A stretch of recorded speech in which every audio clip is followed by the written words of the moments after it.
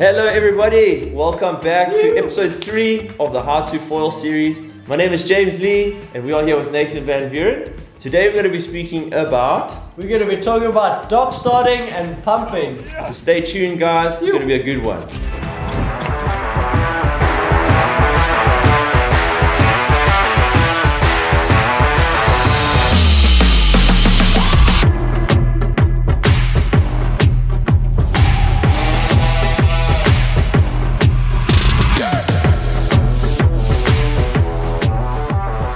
So, dock starting. Today, guys, we're just going to be talking about dock starting, the keys to unlocking your dock starting, what it is, especially for the viewers out there who have never heard about dock starting before. And so Nathan's just going to briefly take us through what we need and what exactly is dock starting. Go for it. So first of all, what is dock starting? Pretty much is finding a dock by a body of water, lake, ocean, wherever it is, and you need a foil. So what you're gonna do is pretty much in the name dock starting, you're gonna be starting on the foil off of a dock. So what you're gonna need to dock start, first of all, is a board. You're gonna need the right board, something a little bit smaller, not a big wing board or a subfoil board. You want a nice thin board that's not too big.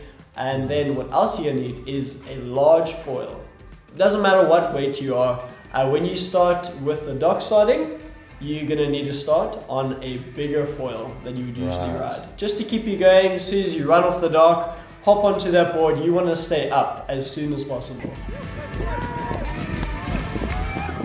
So, briefly know what it is, we briefly know exactly what we need. Safety first as well guys, so make sure you have a helmet. That you don't want to learn the hard way. Can get dangerous. Yes, can get very dangerous. So, let's say you've mentioned it's in the name dock starting. What type of dock do you want? Because this can really change the game. So preferably you want a dock that's not too high to begin with. You don't want to be standing on something that's over 1 meter tall trying to jump down onto a foil. It feels like a dive bomb. It's quite dangerous. Well. You can eventually work up to something like that. But you want a dock that might even be just on the water level, or I would say a max of knee height. So maybe like 1.5 feet around there. Something a little bit lower to get started on is generally a little bit easier.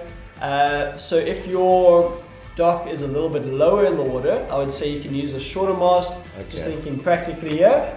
The lower the dock, the shorter the mast, and I would say the higher the dock, the longer the mast you're going to need. So for safety, you want to go a little bit lower just to begin with.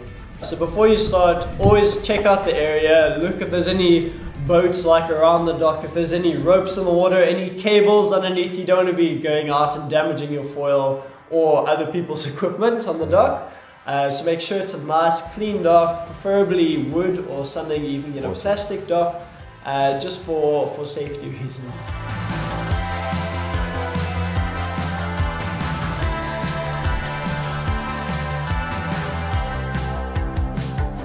We've got our board and foil in our hands, we've got our helmet on, we've chosen our dock, we are frothing to get in the water.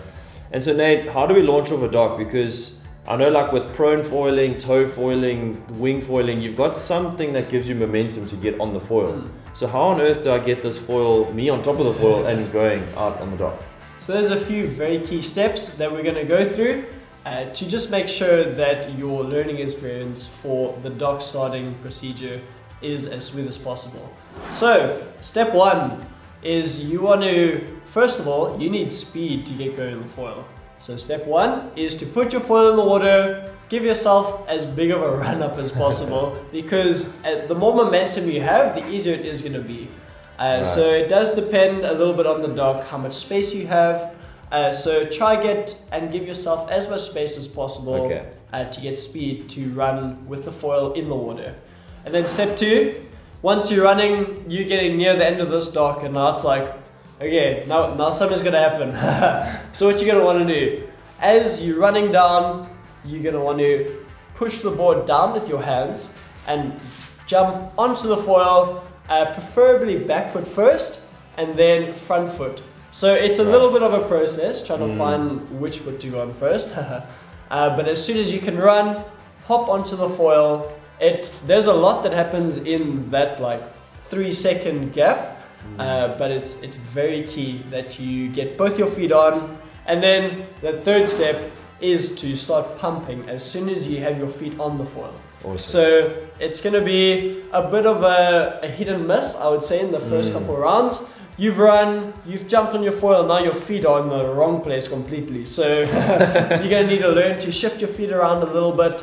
As soon as you feel, oh, got some glide here, then you're going to want to immediately just angle the foil up again so that it doesn't dip down to the water. And then once it's up, out of the water, you can start pumping. Awesome. And hopefully that's a successful dock start. If I'm holding my board, how deep should my foil go in before I start running? Should that be like right at the bottom, or should it be as high, or should it be out the water even, and then when I run I put it in? Yeah, so I would try to keep the foil about halfway up your mast. Not too deep in the water that you like crouching, and not too high that while you're running you might cavitate. So just below the surface, I would say just below half of the mast. Right. Then you should be good to go. And I've seen you've got various ways of doing it. I mean, there's guys that run and they just throw the board out in front of them and they run and jump like a meter off the dock and they land and they maybe make it. But then there's also a way that I've seen you do it where you run, and or sometimes you don't even have to run and you just put your back foot on first and then your front foot. And I see you don't actually need too much momentum when you do that. So would you say that's maybe like the best way to do it, maybe even for the future, in case you don't have a long dock? Yeah, I would say the learning and just getting your first few dock starts under your belt, you are going to find no matter what technique you use, it's going to feel really weird.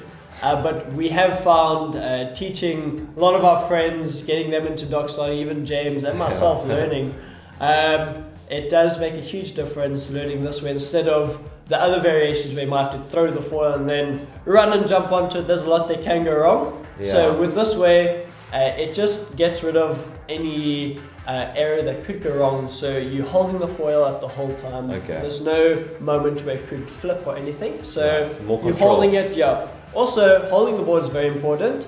I would say your outside hand on the other side of the board, I would say a little bit closer to the tail, and then your inside hand, I would say a little bit closer to the nose. So it's not on the nose together or on the tail, so slightly offset. That makes a huge difference as well.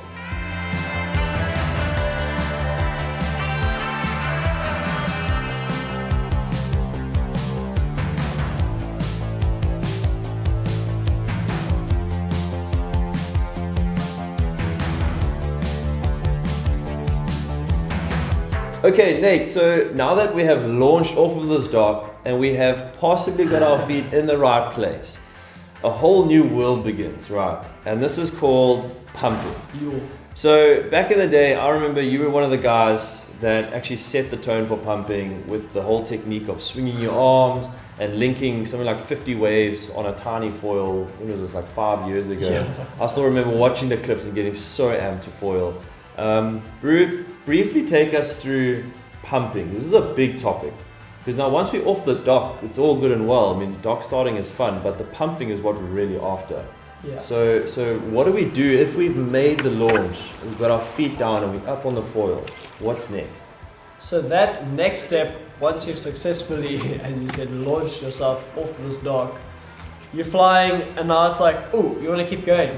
So pumping is essentially just keeping your speed as you go across the water. So you need to learn how to transfer your weight between your front and your back foot. As soon as you get onto that board, your feet in the right place, what you're going to want to do is bring the foil up. So that's bending your knees up. So what you're going to do is put your pressure on your back foot, and that's going to bring the nose of your board up. So as you do that, you bend your knees. As soon as you feel like you're just high enough, the foil's not going to come out, then you transfer your weight over forward to your front foot and you push down. But you don't want to push so hard that you just push straight into the ground and come to the crash landing. We've done that many times. Yes. So you want to go up, push down, just enough to get the foil back in a little bit deeper into the water, and then as you're going down, transfer your weight back again and lift the nose back up, and it's kind of just a procedure that goes over and over and over. So it looks a little bit funny. You can't really practice it on land. You'll look like a complete goofball. But it does take a little bit of practice, learning to go front foot, back foot pressure, lift the foil up. There's a lot of things that go into it, but as you do it, as you progress, keep trying, you'll eventually find your technique, and it'll get better and better over time. So basically it's just like going front foot, back foot, front foot, back foot, and I presume that all your energy is coming from your legs, because like you said, you've got to have your legs bent, and there must be somewhere where there's a driving engine for the foil, and that must be your legs. So would you say that it's purely just leg based? Is it like? I would say it is mostly your thighs, calves. It does come a little bit from your core as well. And when you bring the foil up, just thinking it's sort of like an ollie on a skateboard, how you see them as you pop the ollie, you press down the back foot, bring your knees up. As soon as you've got the board in the air, then you want to transfer your weight over to the front. Mostly leg power, so get the gymming in with the legs there. So it's basically like 1,000 ollies. It's like 1,000 ollies. And then, so now that's your legs, getting low and up and going forward and back. And then what do you do with your upper body? Then it becomes a little bit weird, because if your arms aren't following the motion of what's going on with the rest of your body, it's going to look very weird. So what you're going to want to do, as you bring the foil up, you bring your hands forward, and then as you push the foil down, you extend your arms back. And what this does is help keep timing. If you are going to be pumping a little bit longer, helps you keep that motion going. And it's just a great way to look a little bit more fluid as you pump through the water. Right. And so you touched on a key thing there, I think, for me in my own foiling career, is the timing. Yeah. When I first started pumping, it felt like I just wanted to do 1,000 mini pumps like this, and then suddenly I'll just fall into the water. And like you said as well, speed is very key as well. So presume that the arms help with the timing, and then your momentum to keep your speed up. So as soon as I slow down, I just go straight down into the water. It is very important to keep your speed going as you pump through the water. Yes. And I've also seen something interesting is when you're pumping, I see when you go forward, you lean forward, your foil goes down, and then what happens is your back foot lifts up. And then as you want to go up again, your back foot comes down. So it's almost like when you lean forward, your back foot lifts up onto your toes. And then as your foil goes down into the water, your heel touches and you transfer to the back and you go all the way back again.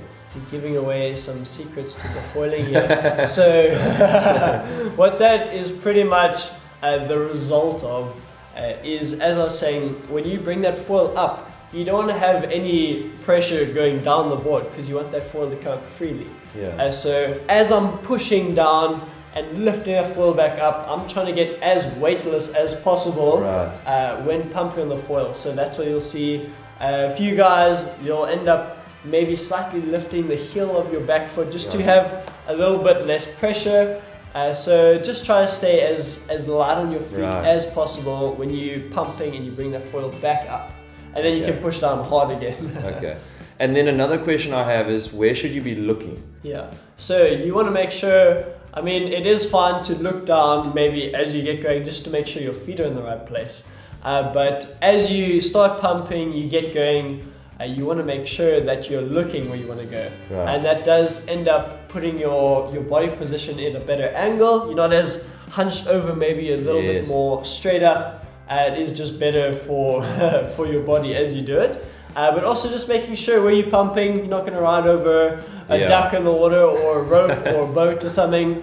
So always make sure when you're pumping, when you try and get all the technique and all these small things right, to make sure that you look where you're going. It's very important.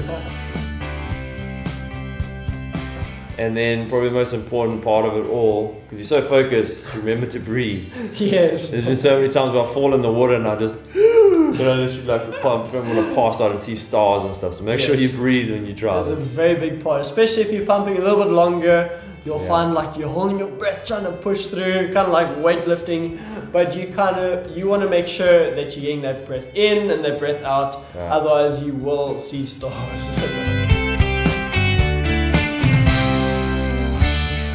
So guys, for all of you that have been watching, we're so grateful, and most of all, we hope that you have learned something.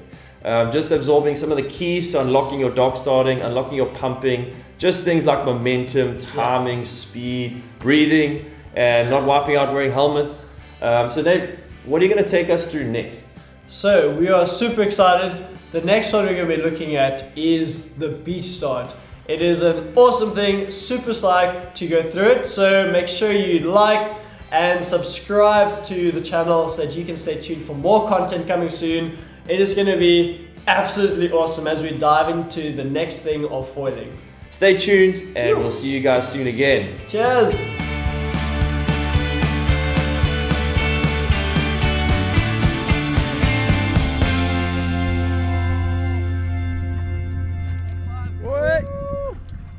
That was sick.